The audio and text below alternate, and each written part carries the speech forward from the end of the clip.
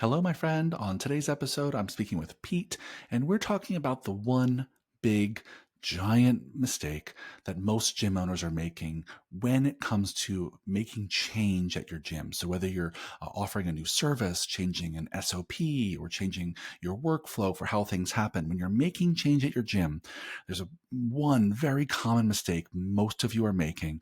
So, we talk about that mistake and offer you some fantastic solutions for how to avoid it moving forward. So if you're making lots of changes in a gym that's growing quickly, this is a great episode for you. Keep on listening.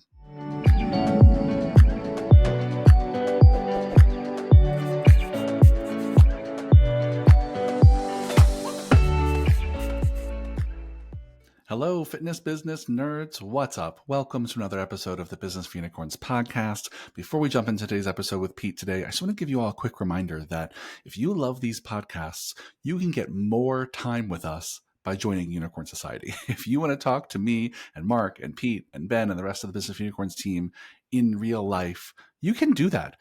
We have open enrollment to our Unicorn Society all the time. And if you are a gym owner who wants to more freedom, more growth, more income in your life, we can help you do that. So go click the link down below in the bio or in the show notes. I always say in the bio. I'm such an Instagrammer. Click the link down below in the show notes and go check out our Unicorn Society group. See if it's the right fit for you. The first step is just a no hassle, quick conversation to see if we're a good fit for each other. And so no obligation, quick check-in. And so go learn more about the group and come work with us. We'd love to see you. That being said, welcome, Pete. Hi there. How are you? I'm so good. We're recording this coming off of Memorial Day weekend, and we both had very full holiday weekends. And so I'm excited to get kind of back into the groove, honestly. I had some good time off, and now I'm ready to rock and roll. How about you? Yeah, this is the time of year where we, I guess, get back to business in my gym. And the floodgates have opened. When I stepped out of the office this morning, we were preparing for 6 or 7 athletes to come in for evaluations. And so it's funny. We go from 0 to 100 real fast, and it's amazing how quickly the rest that we had feels like it wears off. By the end of the first week, you're like, oh, when's the off season start? And we're about, I don't know, 9-10 months away, I guess. Yeah, it fades away so fast. Yeah, it fades away. Yeah. Well, let's dive into today's topic. So today's topic actually was inspired by a lot of coaching conversations I've been having with our Unicorn Society members recently. And this is a theme I've seen throughout my time working as a business coach, but it seems like I'm hearing a lot more of this. So here's the thing we're going to talk about today. A lot of gym owners I'm talking to are creating change in their gyms. They're creating new systems, building new services, creating new SOPs, new ways of doing things. And the way I see a lot of them tackling these projects is that them as the owner or as one of the leaders in the business, they hide themselves away in their office or at home. They do this work in kind of a vacuum, and they build this whole new SOP, or this new system, this new service. And then they go and roll it out to their teams and share it at a team meeting or some sort of launch moment with their team. And then they're kind of surprised that everyone else is surprised. They're kind of surprised that everyone else has lots of questions, that there might be some pushback, that people don't understand why they're doing what they're doing. And the big mistake that they're all making, and like time and time again, is they're just not involving their team in making change in their gyms. So I just want to say up front, like when you look at research on making change in organizations, one of the through lines through all of the research about organizational change is the sooner you get more of your team involved in making the change, the more likely the success of that change project, right? I'll say that again. The earlier you can get more people in your team involved in making the change happen that you want to make, the more likely that change will be successful. The more likely you'll have buy-in, the more likely they'll feel like some ownership over the change, the more likely you'll have all the best ideas rise to the surface, the more likely there'll be less friction during the rollout. Not to say it's all going to go smoothly, but I think so often gym owners feel like we have this like hero complex. Like we got to go solve all the problems ourselves and tell everyone how we're going to fix it.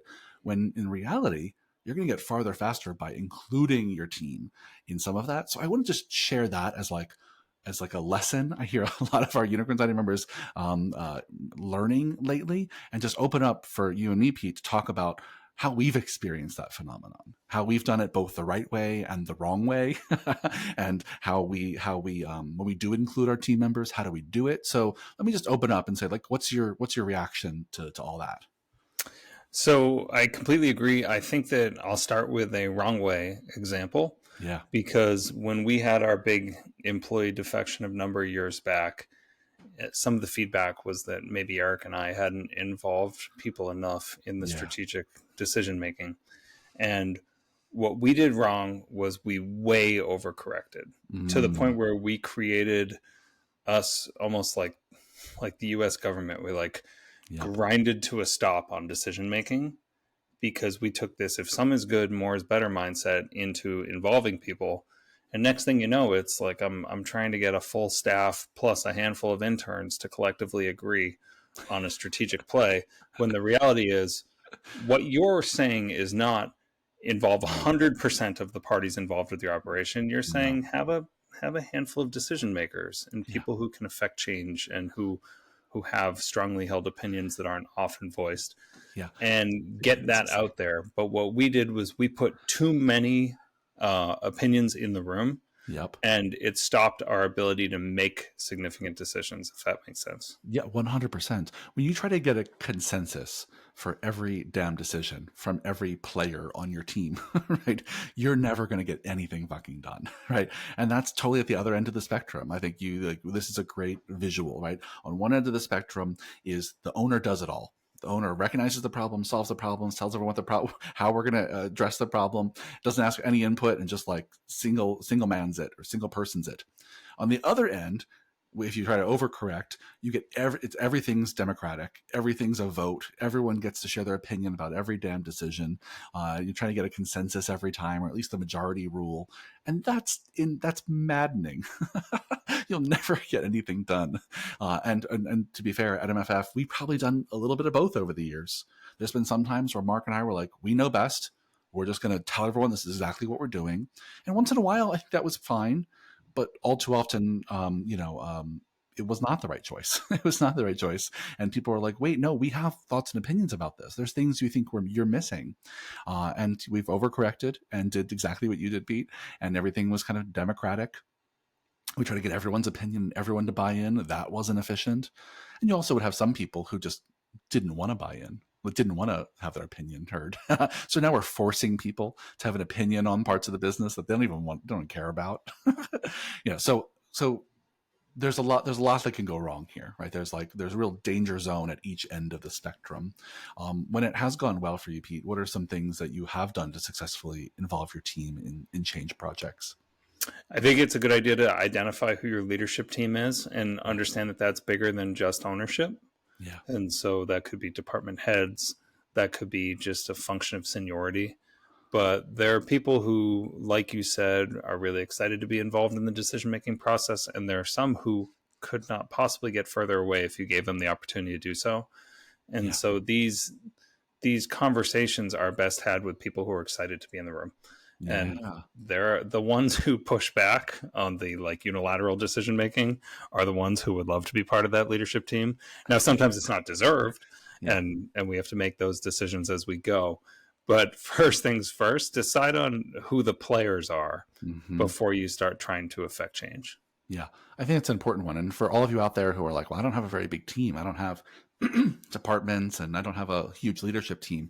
Even if you have a part-time person, that one part-time trainer who you really trust, and once in a while you run some of your ideas by them, get their feedback, get their opinion, use them as a sounding board or a thought partner.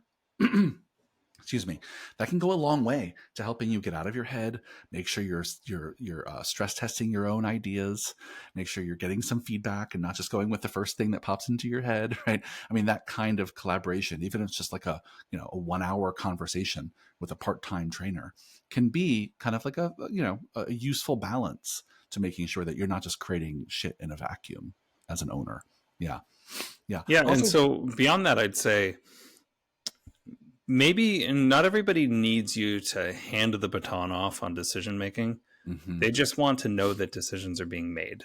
And so one of the ways that I've seen success in the past is if I take on a project like this spring, for example, I got tired of there being a disconnect between our pitching video database and our strength training. And I just thought it would be really nice if we had some continuity from one to the next, consistency in labeling and format and Hmm. aesthetic, and are we or are we not going to put a watermark on the videos and all these things. And it's not really my place to decide what goes in our pitching video database, but I do have enough power within the operation to say, well, these are my rules. So I just said to the team, my one of my big rock goals for Q2 during our quiet period is to overhaul this. I Hmm. mean, burn it to the ground and build it back up.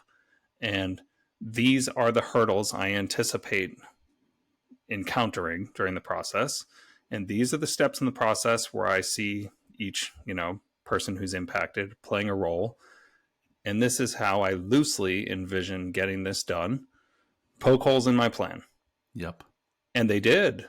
But once they realized my intent and they understood how it was going to impact them both in the here and now, what I was going to ask of them to get it done, and then what the benefits were for them on the other side, they poked a handful of holes. But then when I said, like, are we all on the same page that this is one, a worthy project, and two, you're comfortable with the direction that I've charted as the way I think this is going to go, Hmm. suddenly I had compliance, and I was able to actually go back into my office and take the do it myself approach for 90% of it Right. without anyone being mad.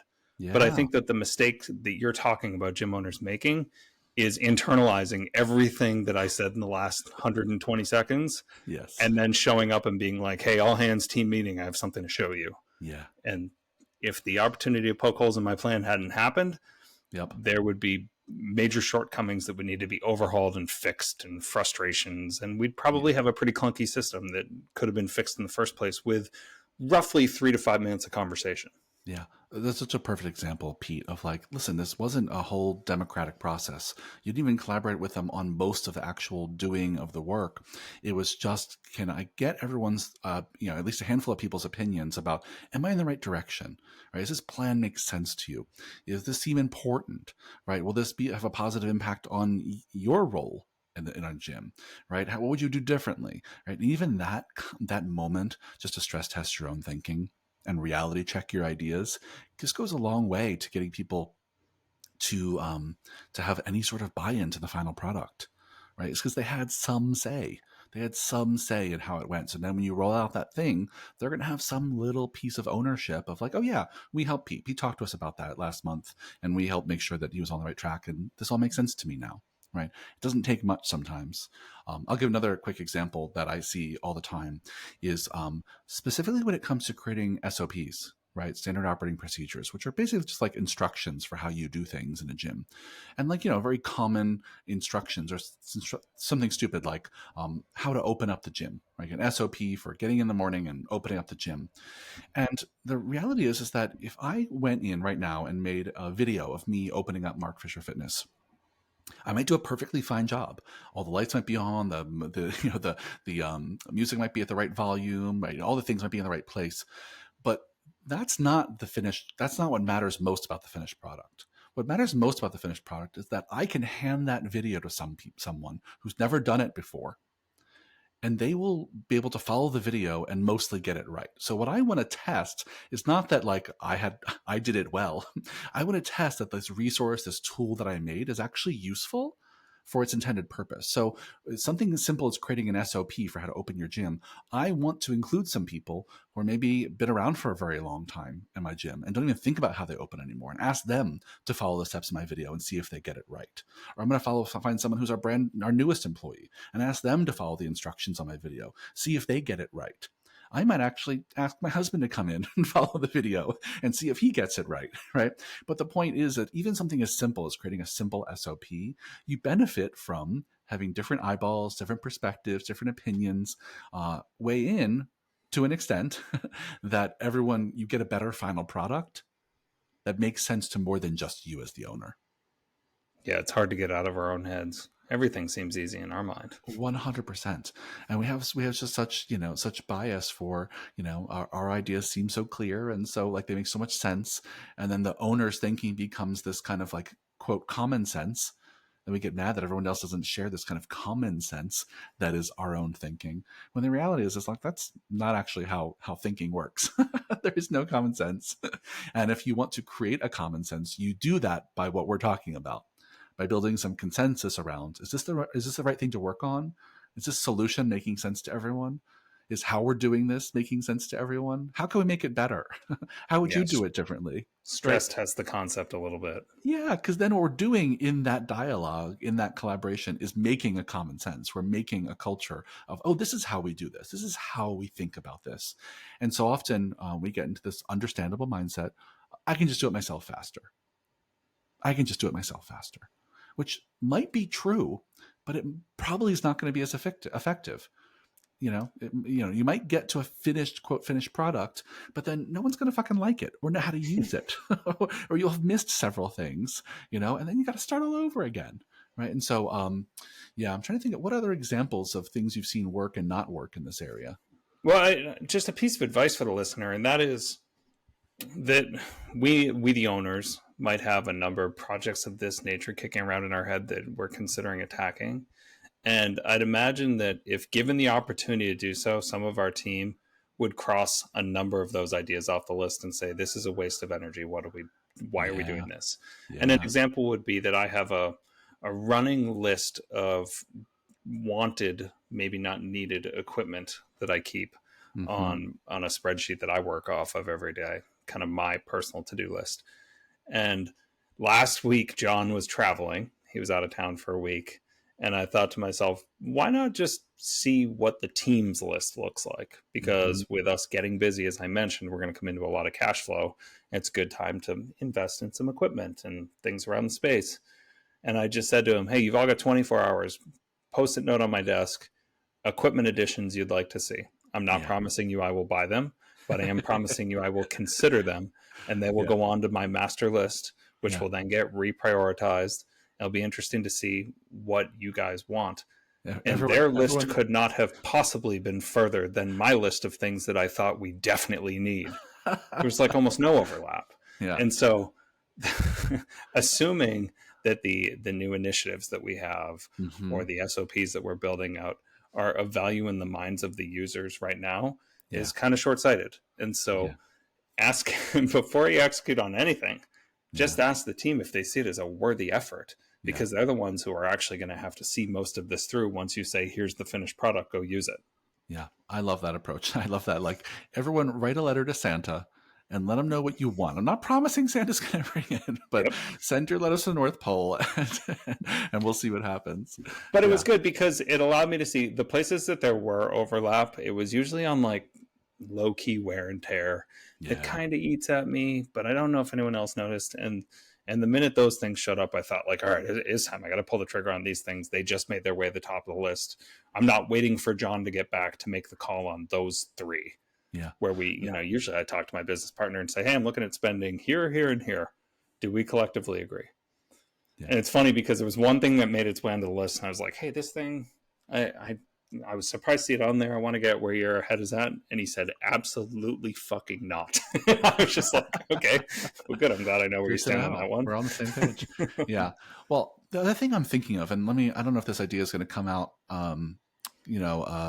efficiently. So I don't know, maybe we have to cut this from the podcast, but the other thing that I've seen happen from time to time is that, I'll use myself as an example. At MFF, there's been times where I want my team to be more engaged, and I want them to have opinions about something, and I want them to share their ideas, and they just straight up don't have any. Like, they just straight up don't know how to give me what I'm wanting. So I'll give an example. Like, as we were developing our leadership team at MFF, one of the things that that Mark and I both wanted more from our leadership team was some more ideas about how to save money, right? How to spend less, right? How to, cut costs, how to budget.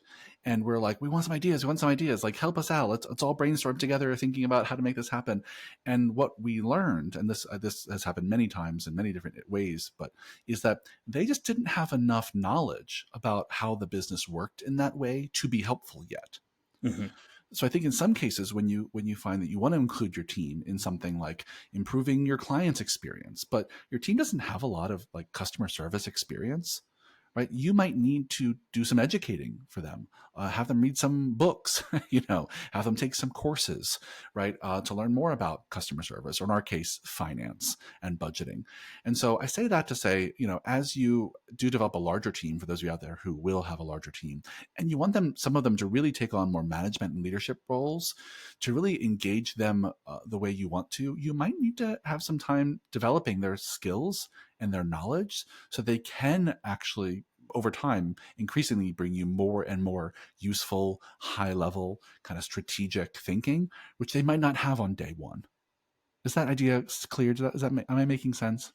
Totally. And it got me to thinking that it's the other thing that you need to be careful about in this vein is be careful about collecting a lot of feedback and ideas and then not executing on it. Oh yeah, that's another pitfall And for getting a sure. reputation for Yeah. allowing people to finally find the comfort or the Yeah. confidence to make a recommendation and being like, cool, thanks, Yeah. in the trash barrel. And it doesn't mean that you need to execute on bad ideas, that it may mean that you need to catch them by surprise on hearing Mhm. someone. And that might mean I buy a quirky piece of equipment. And when people are like, what is this? And I say, well, Keeler asked for it. He Yeah. made the ask. I told you all to ask. I did Yeah. it. And Totally. they need to see you follow through. So Yeah. just be careful about reputationally collecting feedback, but not executing. Yeah, 100%. I think there's all kinds of reasons where teams will disengage, and I think that's a huge one. Is that they've been asked for their opinion, they've given it, and nothing fucking happens. Yep. So they're just going to shut up now, right? Or the example I gave is they've been asked for their opinions, but then they're like, "But I don't have any. Like I don't know how this works. Like help me out here." And then we don't give them the resources they need to get better and up level.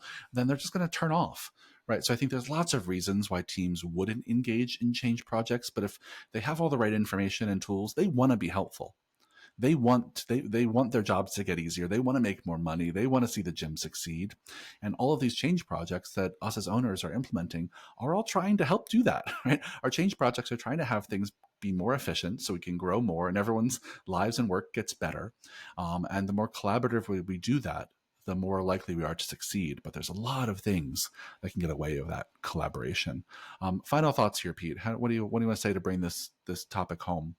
Oh, I want to say that to your last point, you and Fisher have always done something that scares 99.9% of gym owners, and that is transparency and opening up the books and Yeah. talking about the costs associated with running the business. And I think everyone's so afraid that their employees are going to be thrown off by the fact that you pay yourself more than you pay them, Yeah. that they keep them in the dark. And it's a really scary hurdle to get over. Yeah. And it speaks to what you were talking about, which is if we're going to ask for people and for tips on how to save money, they need to understand where we're spending our money. Yes. And so I've always admired how you guys do that. And I have done it incrementally since I started working with you. But even now I don't wholesale open the books just because it's instinctually, it feels scary to me. Yeah, well, listen, it's not the right choice for everyone. I'll be the first to say it. And there's been probably more people at MFF who are like who had access to our finances who didn't give any shits than people who've really been interested and paid attention, honestly. But it certainly, for the most part, has made more sense for us because we wanted to develop a team of people who felt like they knew how the business worked. They knew where the money comes in. They knew where the money comes out. And even if you didn't know exactly how much everyone on the team made, because we tried to keep some what's the word I'm looking for? Less transparency in that area for some people who just made that uncomfortable. It was uncomfortable for them. It still, for the most part, empowered people to understand what our profit margin was. What are the things we spend the most money on? What are decisions they can make every day that help us spend less? Right? Is that, do we really need to have enough paper towels to last 6 months? Like probably not. And we should all know that. So it's the small decisions that really can make a big difference. And it's cliche, but knowledge is power. So your team is going to be more helpful to you in navigating change and growth when they have access to the right information. And some of that might be financial for some of you. Yeah. Very true. Yeah. Well said. Yeah. Awesome. Well, let's leave it there, my friend. Thanks for indulging me. This was something that came up a lot, and I just wanted to both rant about it and also share hopefully some helpful solutions. So thanks for a great conversation as always, Pete. And dear listeners, if you want to learn more about joining us in Unicorn Society, go click the link down in the show notes, book a call with Ben to talk to us about whether it's the right fit for you. Thanks again, Pete. See you on the next one. I look forward to it. See ya.